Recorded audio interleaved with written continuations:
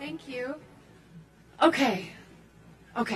Really quickly, I want to say, I feel like I've been in the middle of a litigation and also the middle of a new war, shots fired, and then with this performance, like for a minute, it was like an orchestra was on stage and I was in the middle of a 50s ballroom.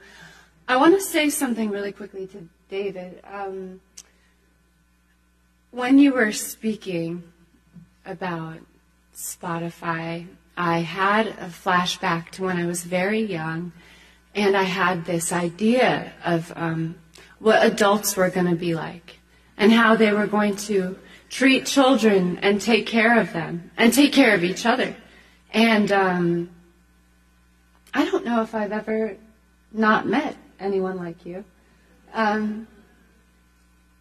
Thank you for reminding me that there are people who still speak in sentences that I understand, that resonate with how I feel, say things I don't want to say, about things I feel really strongly about, that I forget that I feel strongly about. I don't know, it was really, really interesting. So, thank you for that. And Jody, I mean, can we get a round of applause for Jody Gershon?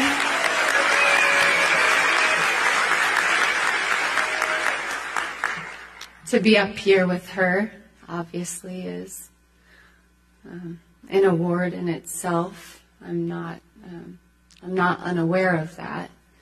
To have Stephen Houvain sitting with me and my manager, Ed Millett, of 15 years is a privilege, and I don't know. You kind of have to be in this room to know how important and special that is. God, I just felt like Aaron Brockovich for a minute in the middle of this whole track. It's perfect. Okay.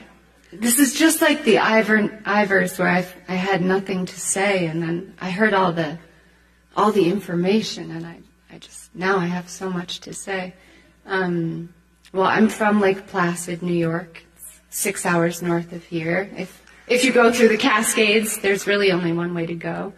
Until I was 16, there was only about 900 people there. Coldest village in the nation, other than the city of Duluth, by the way. Fucking freezing. I graduated from, Rose Hill up in the Bronx with a focus on metaphysics. I don't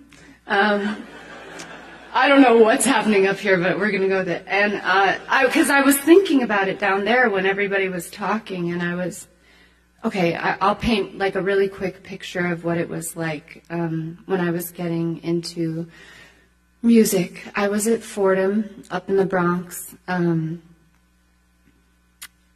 read Napoleon Hill's Think and Grow Rich. Had nothing to do with money. I switched from the business program into becoming a philosophy major because his major point was to burn all bridges except to Plan A. Absolutely no Plan B. Now at that point I was 18, so the wake of my past had not crashed in, life hadn't happened, and I was very open to only having a Plan A, and I was thrilled with it up until about the age of 26 when life was complicated by then, after I became a little more well-known. But up until then, my only friends really were in the books that I read, and, Napoleon Hill, things like that, or Esther Hicks, Ask and It Is Given.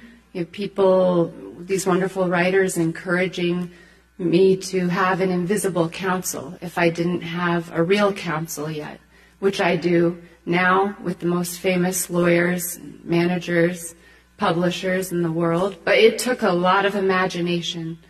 And I didn't have to fake it till I made it. I had to really feel it.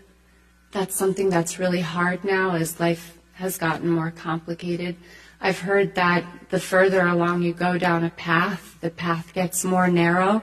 And so it's up to me to try and widen that path. So I feel excited as excited as I did then, and I work on it every day. The people I work with certainly make that easier, and I guess I'm not often surprised, but I was really surprised by that speech and by everything, and so thank you for that, and thank you for this. I probably know at least 20% of the audience here, which might surprise the rest of everybody, but congratulations to everybody, and what a beautiful performance as well. So thank you.